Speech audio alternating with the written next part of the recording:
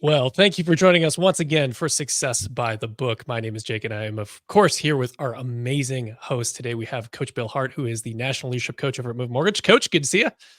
Good to be here, buddy. And of course, we have my very own father, the founder and CEO of Mortgage Champions, Dale Vermillion. Dad, good to see you. Good to see you, Jake. Always great to be here with you. Same. Unfortunately, we're down one host today. Kyle is actually leading a 3-hour long leadership summit this morning. So that just kind of shows the caliber of individual we have leading us in these conversations. We miss him this morning, but we wish him well with that event. I'm sure it's going to be great. So we are here for yet another recap. Now, y'all know that we stream live every Monday morning, 8 a.m. Pacific, 10 a.m. Central, 11 a.m. Eastern. And we cover all kinds of topics and timeless truths that we pull from the Bible and apply to our lives and our businesses. When we talk about Success by the Book, we're talking about the good book, the one with 66 books, really, ultimately, from Genesis to Revelation, and just try to apply all of its goodness and wisdom to our lives and businesses. So we're going to be refocusing in on the 3 topics that we talked about over the course of August. That's accountability, how we can be held accountable in our businesses and lives; innovation, how we can be innovative as mortgage professionals and as lenders at the organizational level; and how we can practice high integrity. So let's start with accountability. That's where we started the month at. Dad, I just wanted to start by asking you sort of the big picture question of like, why does accountability matter? And how is it affected the clients that you're working with today by walking into shops where maybe there wasn't a high level of accountability with their team members, and then by instilling that, what the fruit of that has been? So if we could start there, that'd be great. Well, first and foremost, we can't be our best version of ourselves without accountability. We fall into excusitis. We fall into all of these rationalizations, and we just don't have the same focus, motivation, drive when we don't have people that are cheering us on, encouraging us, pushing us, and most importantly, correcting us when we're taking a wrong path to get us right on the right path. So what I am seeing across the board with lenders today and with leaders today is that if you don't create a really good accountability system, and this applies to every originator watching also, where you've got every single activity that you're doing, you've got people that are overseeing that are driving that are making sure that's happening, then you're going to fall by the wayside. You're going to get caught up in your emails. You're going to get caught up in your problems and your pipelines and all those things that distract us. Accountability is essential to success. It's just that simple. Proverbs 27:17, King Solomon said, as iron sharpens iron, so one person sharpens another. It's essential to our success. That's so good. Coach, obviously you're a leadership coach. This is what you do, is you teach leaders how to run effective organizations. That, you know, having accountability in baked into the system, if you will, is obviously part of that. Talk to us about what it looks like for you when you're talking with leaders about the importance of accountability and what it can do for them and their team members. Yeah, I mean, Dale just nailed it, and it's the lack of accountability. That's where my mind goes, is the lack of accountability.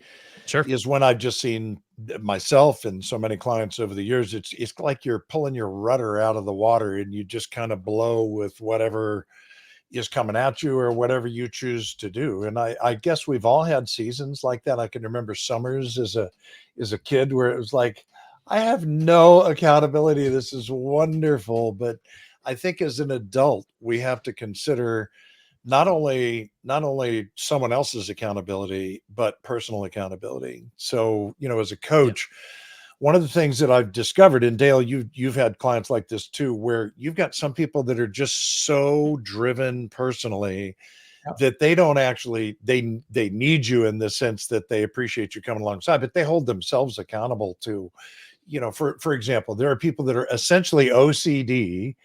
Jake, I don't know if you're wired like this or not. I am not. But it's like, man, if that thing is not done, if I've still got 3 things on my list, I'm not going to close out the day. I'm not going to go home. I'm not going to turn off the computer screen. I've got a client like that in Boise, Idaho. Mike Morrison closed 600 units, I don't know, in 2019, probably 600 units, 50 units a month as a loan originator. But that's the way he's wired. He just won't step away until everything's done. Other people need external accountability. And I think that's where coaching comes in, you know, and it's not so much just the skill and execution in a hammer. I think it's equal parts of empathy, emotional intelligence, understanding where that person is, calling them out on their stuff, encouraging them. So anyway, I think there's external accountability and internal or personal accountability. That's so good. And it brings up a conversation that Kyle and I had when we talked about this a couple of weeks ago. Um, One of Kyle's first things that he went to was like, look, I had a point in life when I didn't have any accountability partners. It was bad. But then I also, after that, I installed accountability partners who weren't the right people for what I was asking them to hold me accountable to. And so I kind of got bad advice. How do you all see, like, what is the balance of finding the right person versus just finding a person and maybe being a little, like, really clear with the criteria of this is what I want you to hold me accountable to, so that kind of irregardless of the person's personality or their own, insights into how business should run or your life should run, you're just kind of like, hey, look, this is what I know I want to be held accountable to. Can you just, hold me accountable in that sense? Dale, why don't you run with that one first? Okay. Thank you, Bill. So look, accountability is critical in every aspect of life, not just your professional realm. And Jake, that was such an incredibly good question with so many facets to it. And let me address the first one, and that is, who do you choose for your accountability partners? And the first and foremost thing is choose people with the character, the integrity, the success, the things you want to model. I mean, it's just that simple. I can't tell you how many times in my career I've done speaking engagements. Bill's probably had the same thing, where somebody will walk up to me at a break and say, I love everything you're saying. And I know there's a but that's just about to come. They go, but, and I go, well, hold on. Before you tell me the but, which tells me you've got a better idea, I only have one question for you before you tell me what that is. They go, what's that? Like, how many loans do you do every month on average? Not your best month, but on average over the last 3 years. And if that number is not a double-digit number, I don't really have that much interest in listening to that. Because I'm training 30 and 40 loan a month producers. Why would I give advice from a 3 loan a month producer? So number one, identify people that you want to model that are not only in their results, but their character. That's so vitally important. Number two, don't make it a best friend. That's a mistake people make. They pick their best friend as their accountability partner. Well, your best friend may not want to tell you all of the things that are wrong with you that you need to hear, because of concern of breaking the relationship. Pick somebody who is neutral relationally. You don't dislike them, you don't like them. And it's somebody who will hold you close to the vest, and you'll hold them close to the vest, and relationship won't be messed up because of that. And make a vow to each other that you're going to be honest, but you're going to be encouraging. That's the key, is that honesty in everything that we do. We need that encouragement to come behind that, build people up. The Bible talks about that all over the place. So we want to make sure that we're doing that. And if we do that, we're going to be really great accountability partners and have accountability in your business, in your spiritual life, in your personal life, all of these things, because this will just make you a better human being all the way around. Yeah, that's so good. Kyle and I talked a lot about the importance of having a lot of different accountability partners in life, right? Because you could just have another peer, another loan officer who's just going to hold you accountable to, like, the number of calls, the number of emails, the number of social posts, you name it. But that's going to be a different sort of accountability than maybe a mentor who's going to be holding you to the bigger picture things, and like, how do you grow your business over time? How do you get to where you want to be in life? And then same thing, of course, like your spouse or a friend in the church or something who's going to hold you to who you want to be in your personal life and in your home and as a father or a husband, whatever it is, Bill, we've got just a couple of minutes left on this topic, and so I really want to get to, and Dad, of course, you can weigh in on this as well.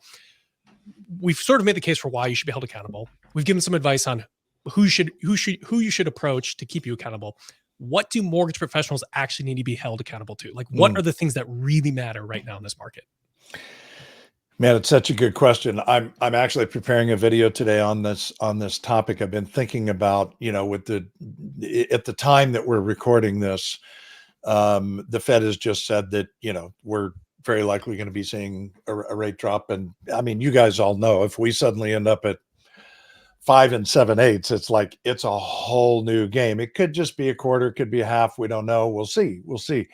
But what we do know for sure is right now people need to be held accountable to staying in touch with their database. A simple call right now is just every single day, fill your calendar with at least an hour of doing this and just connecting with people and just telling them what I just said. Like, hey, just so that you might be in a great position. We might be able to save you some money coming up, right? Just having the refi conversation. Just know you're going to be hearing from a lot of people.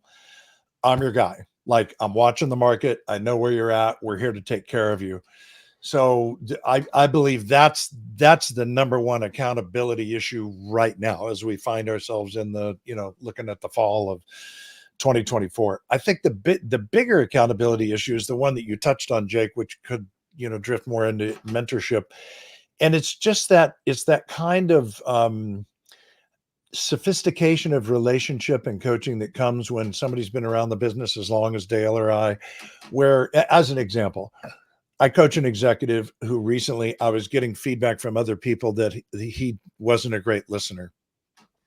And the other side of that was he actually talks too much. And as you guys know, that generally comes from insecurity. So I wouldn't have done this my first year as a coach. I'm not sure I would have done this my third year as a coach, but I called him out on it and said, I really need you to hear me on this. You're talking too much. And it got really quiet and really uncomfortable. And once we got through that, we could start talking about some tactical approaches to get better at that. So, that kind of accountability is ninja level coaching stuff. That's not where there's a lot of coaches right now, right, Dale? I mean, everybody's a coach all of a sudden. Yeah. Yep. But if you haven't had some experience in that arena, those are tough conversations to step into. So I think that kind of accountability is very important at a higher level. It would probably drift over into mentorship a bit, but yeah, right now, skill and execution on the basics around just refis and conversation and connection and deep connection with people. And then the other side of it is, help me to become the best human being I can become. Yeah, that was great, Bill. If I could just add one thing to that, referral partner prospecting, you've got to get out and develop referral partners. I mean, you got to get out in your community. You got to do events. You got to attend open houses. You got to call on realtors. You got to get connected with them on social media. You got to do all those things. Really, what we're both talking about is behaviors and beliefs. You got to create accountability to the right behaviors. That's your actions and activities, and the right beliefs. That's your attitudes and your mindset. If you do that, you're going to win. For sure. Love that. And by the way, you guys, if this is striking a nerve with you, go check out Mortgage Champions. Connect with them. Go online. Connect with Dale. You have the ability to improve at this. If this is busting your chops a little, I think I could be better at this, run towards Mortgage Champions right now. Appreciate that, Bill.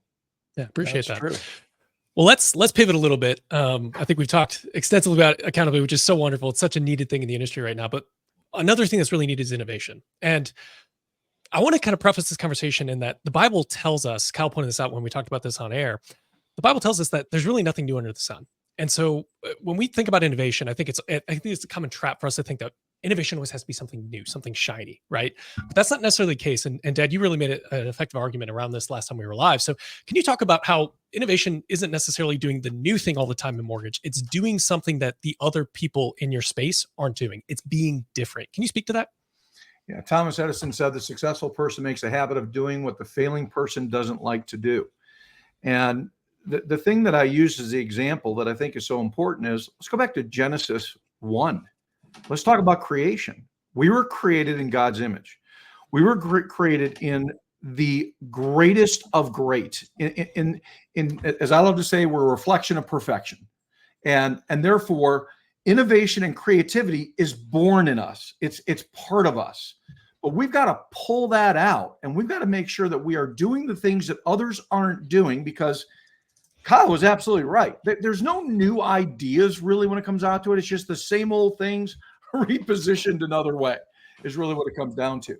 What we have to understand about innovation is that it's really about making sure that we are learning all the time the right ways to approach things and then moving forward. William Pollard said, learning and innovation go hand in hand. The arrogance of success is to think that what you did yesterday will be sufficient for tomorrow. It's not. So you've got to learn to change and innovate and be creative and come up with new ways to save people money and help people qualify for mortgages and do all of those things. And that's a process of making sure that we are focusing on being exactly what God made us to be. Love that. So, Bill, did you have something to add to that, or are you ready for another question? Yeah, no, I'll just touch on that real quick. I Please. I love Kyle's point on that, because I think on the one hand, when we think about innovation, we think, well, do I have to be the next Jeff Bezos or Elon Musk? I have to figure out some way to do something completely different. And the truth of the matter is one of the things that I now direct people to that we didn't have 10 years ago is Mortgage Coach. If you go to the Trust Engine Mastermind Productivity Group on Facebook, I think he's got 17,000 members for free in the mortgage industry. And if you have anything, if let's say that you decide, you know what, I need to start approaching financial professionals, I don't have enough in my mix, you could go in there and type in CPA, financial planner, insurance agent, and you'll see somebody talking about what they did 6 months ago, a year ago, that'll save you the time. Like, you don't have to innovate something brand new. Go be inspired. Years ago when I used to interview top producing realtors, the funny thing is I would hear from them, Dale, this will sound very familiar to you, Jake. I'm not excluding you when I say this, but it's two old guys talking about what we saw 30 years ago, right? Every major market had a real estate market that had an easy exit listing. So some top producing realtor had an easy exit listing and a guaranteed sale program. Every major market had one. And what happened was they would go to conferences, they'd be inspired. It was before social media. Like, that's a cool idea, I should do that. So sometimes your innovation is just saying, I am inspired by what somebody else is doing. Here's how I'm going to do it even better in my own market. Love that. It speaks to ways that we can be innovative both at the individual level as an originator, which I want to just point blank ask you guys the question, like, what are the most innovative things that top producers are doing right now, but also at the organizational level, right? Because it's like, we're all going to these conferences, we're talking about, and I want to ask you guys, like, what are the most innovative lenders doing right now? Because there's a lot of conversation around AI. There's a lot of conversation around new products and programs. There's a lot of conversation around automation, digital, you name it. Is that the thing that makes a lender innovative in this market? Or is it something else? Is it the way that they manage their team? I think of Movement. It's innovative that you guys are funding schools all over the country, right? Like, that's something that no other lender that I'm aware of is doing. I'm sure there are other lenders who are charitably involved, but like, that's one more way that you can set yourself apart from the marketplace. So let me break those down and just start with at the individual level. What are the things that top originators are doing right now that is truly innovative in winning them business? Dad, do you want to start with that? Yeah, well, believe it or not, it's not technology. And that's what everybody thinks. They think that if they get more technology, they'll be more innovative. The fact is, everybody's got that technology. You're not any more innovative than anybody else with that. It's the same basic technologies. It's how you apply that technology and how you work with your clients. To me, the greatest innovators right now, and by the way, also the most successful loan originators and lenders that I see, are innovative in ways of creating great experience for their customers. That can include as simple as things like building options for a customer that nobody else has created.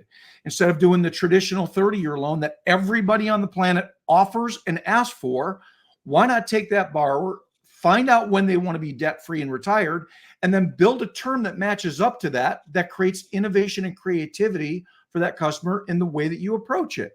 Why not look at different ways to apply down payments to a transaction to help customers hold back, in some cases, more funds so that they're not putting everything down and then they're equity rich, cash poor. And if something goes wrong, they can't protect their family, but instead finance some of that extra down payment so that you actually create more tax benefits and also create more cash in hand to create reserves, which is very important when you're a homeowner.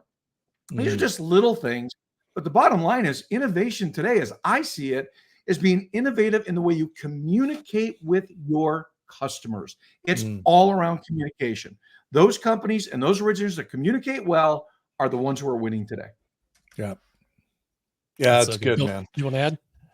Yeah, just a couple things come to mind. The top producer, sometimes number two at our company right now, is a guy down in San Diego, and he is taking a completely contrarian approach to his business, and it's what most people wouldn't want to do. He does data research with the help of a title company, and he identifies non-QM loans where people are at 8% or whatever, let's say, and goes in strategically and approaches them in his database. He builds a new database, and he just goes after this group and he attacks them and he refis that group. Like, I can save you $300 a month. It doesn't sound logical to people, but you have to know those needs are out there. But he does so many of them that he's absolutely killing it. Like I said, he's number one or number two in our company. Another example of this is somebody like Denise Donahue. You guys probably know the mortgage nerd in Dallas. And, I was at a conference recently where she said somebody had asked her about referral partners, to your point, Dale. She said, well, I used to market to about 25 realtors. Now I have 6,000 in my database. And you could hear a pin drop. Everybody was like, 6,000? What do you mean? And it's like, we used to sing a song in church, Deep and Wide. And what she does is she goes deep with the few and wide with the many. So she's using tech and she's using social as a way to build herself as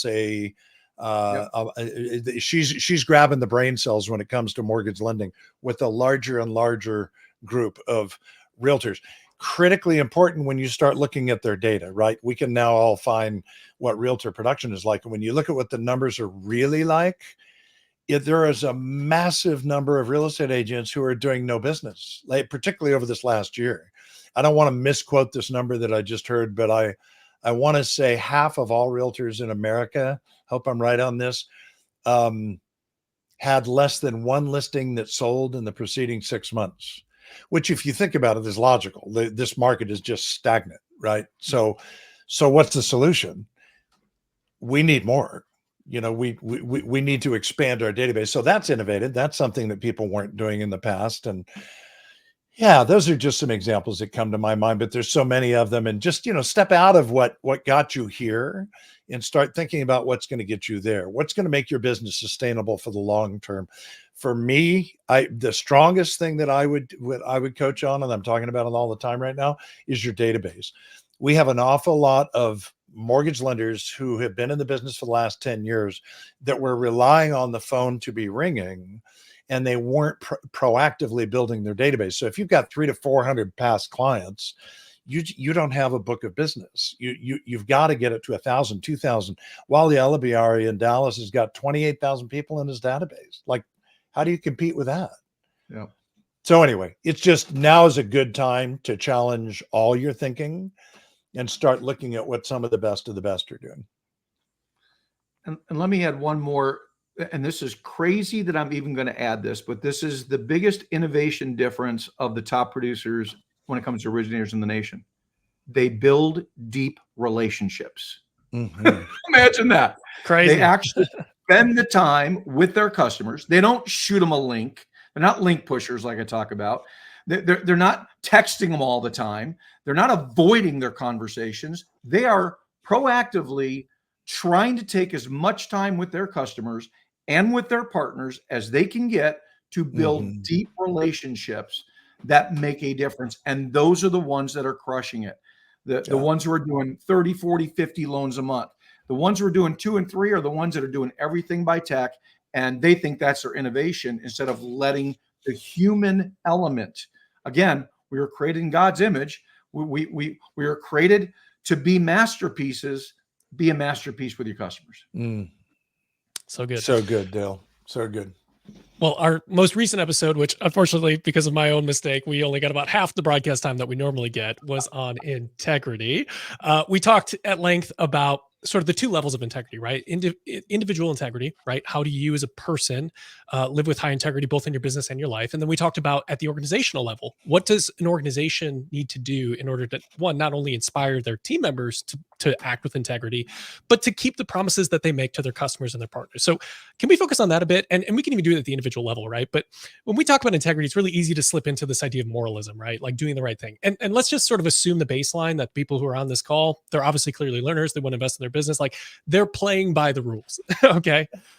What they probably want to learn more about though, is like, how do I really ensure that what I'm promising to deliver, I actually deliver? So Dad, let's start with you. What are some tips that you give on a consistent basis to your clients of, okay, here are the promises you should make to your customer. And 2, here are a couple of tactics on how to actually deliver those throughout the entire lending process. Yeah. So Alan Cohen, I'll use this quote. He said, you're in integrity when the life you're living on the outside matches who you're on the inside. Remember, we are only a person of integrity when our business life matches our personal life, matches our community life, and everything else. That's number one we need to establish. And here's the deal. How do you carry through on the things that you promise? Simple. Time block everything that you do so you can set things in proactively to your schedule and schedule those things out. Use your scheduler. I know that this is something Bill talks about a lot. You know, if we don't set appointments with people, if we don't make notes in our Outlook, when we tell somebody we're going to do something, then put it in there to make sure it gets done, then we may be the most honest person on the planet, but our customer's going to view us as lacking integrity. Yeah. Because their view is, if you don't do what you tell me you're going to do, then you are lacking integrity in what you do. It's really just that simple. Mm. Bill, what would you like to add to that? Well, I think the place to begin is with one of these. I happen to be a fan of the Maxwell Leadership Bible, because that's kind of my world, and John has just done such a beautiful job with that. But when I think of integrity, I think of a litmus test or a true north.